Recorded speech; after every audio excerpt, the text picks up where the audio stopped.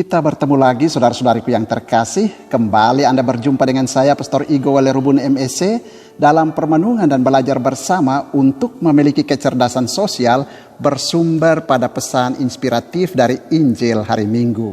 Minggu 18 April 2021, Minggu Paskah ketiga. Injil Lukas pasal 24 ayat 35 sampai dengan 48. Penginjil Lukas mencatat, akan tetapi Yesus berkata kepada mereka, "Mengapa kamu terkejut dan apa sebabnya timbul keraguan-raguan di dalam hatimu? Lihatlah tanganku dan kakiku, aku sendirilah ini. Rabalah aku dan lihatlah, karena hantu kan tidak ada daging dan tulangnya seperti yang kamu lihat padaku." Sambil berkata demikian, Yesus memperlihatkan tangan dan kakinya kepada mereka. Seperti biasa, pertanyaannya adalah pesan inspiratif apa yang dapat kita ambil dari sabda Yesus dan Injil hari ini sebagai bahan ajar kita dalam proses belajar untuk memiliki kecerdasan sosial. Saya seperti biasa juga membatasi diri untuk mengambil 3 pesan inspiratif saja. Bagi saya, pesan inspiratif pertama adalah kehadiran Allah. Dari kisah Injil kita membaca bahwa Tuhan kita Yesus Kristus setelah kebangkitannya, ia berinisiatif untuk bertemu dengan 2 murid yang melakukan perjalanan ke Emmaus. Tetapi juga Tuhan Yesus berinisiatif untuk datang bertemu dengan para muridnya di Yerusalem yang sedang bercakap-cakap tentang pengalaman perjumpaan mereka dengan Tuhan yang bangkit. Dan penginjil Lukas mencatat, ketika Yesus datang menampakkan diri kepada para murid dengan menyapa, "Damai sejahtera bagi kamu." Para murid terkejut dan takut.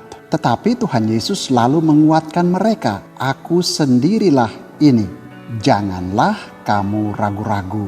Bagi saya, Tuhan kita Yesus Kristus seolah-olah mengatakan kepada para muridnya bahwa dia selalu berada bersama para murid. Karena itu para murid tidak perlu ragu-ragu, cemas, dan takut bahwa Yesus selamanya adalah Immanuel, Allah beserta kita.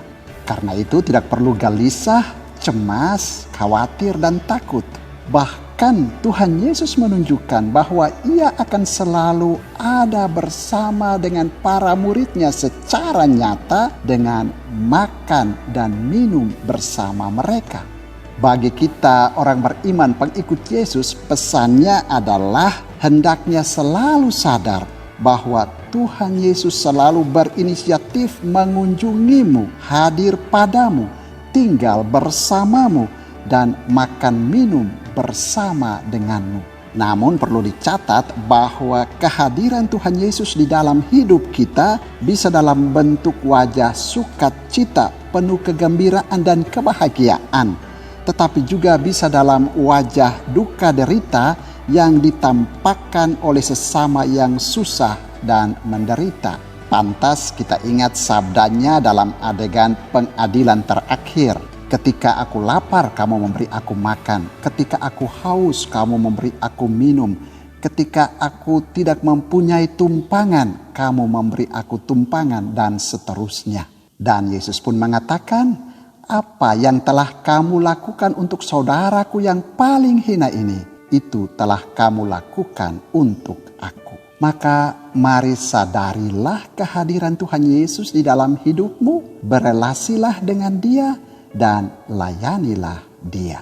Pesan inspiratif kedua adalah memperlihatkan tangan dan kakinya.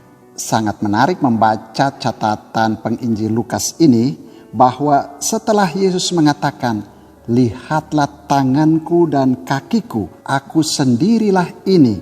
Rabalah aku dan lihatlah." Dan sambil berkata demikian, Yesus memperlihatkan tangan dan kakinya kepada mereka. Yesus tidak hanya berbicara, Yesus tidak hanya mengucapkan undangan, tetapi ia langsung menunjukkan tanda buktinya. Yesus tahu betul keraguan-raguan yang ada pada pikiran, perasaan, dan diri para muridnya.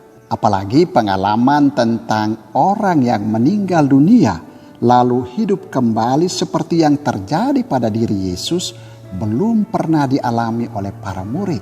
Karena itu Yesus tahu bahwa para murid membutuhkan bukti lebih yang mempertegas dan memperkuat perkataan-perkataannya itu.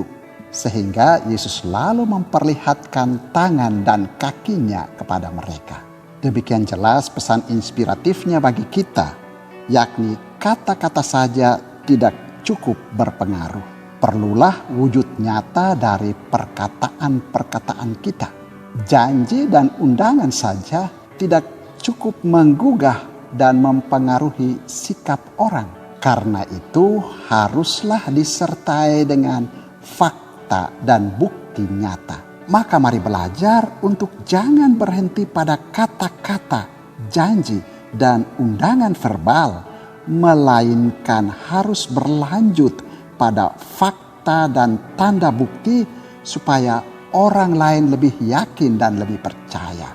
Jangan hanya omong doang, tetapi kerjakan apa yang diomongkan, wujudkan apa yang dikatakan, konkretkan apa yang dijanjikan supaya menjadi bukti nyata.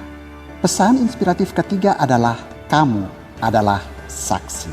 Pada bagian akhir dari perikop Injil hari ini, penginjil Lukas mencatat, dan lagi dalam namanya berita tentang pertobatan dan pengampunan dosa harus disampaikan kepada segala bangsa, mulai dari Yerusalem.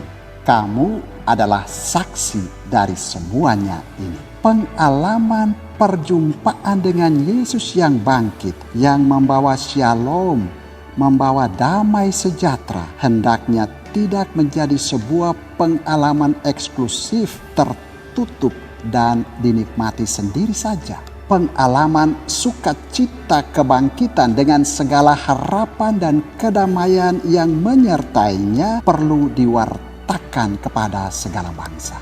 Tetapi ada kesan dari kalimat bahwa berita tentang pertobatan dan pengampunan dosa harus disampaikan kepada segala bangsa, mulai dari Yerusalem, memberi sinyal bahwa warta tentang pengampunan dosa dan pertobatan itu mulai dari diri sendiri, mulai dari lingkungan di mana kita berada.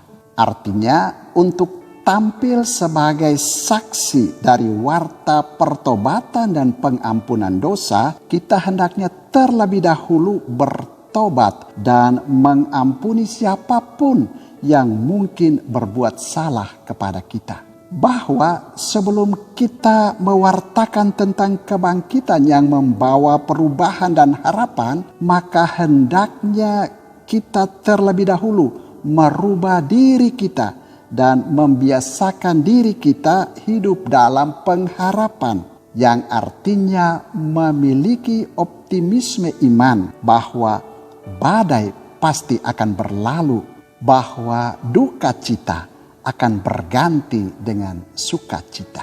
Artinya, untuk tampil sebagai saksi kebangkitan Tuhan, terlebih dahulu kita mulai dari diri kita sendiri. Karena seorang saksi haruslah memberikan kesaksian yang benar, mengatakan tentang kebenaran. Maka saksi harus membiasakan diri berpihak pada kebenaran dan hidup dalam kebenaran. Mari belajar untuk menjadi saksi tentang kebangkitan Tuhan kita Yesus Kristus dengan berusaha untuk bertobat, merubah diri sendiri, dan selalu optimis pada penyelenggaraan ilahi Allah. Tuhan memberkati.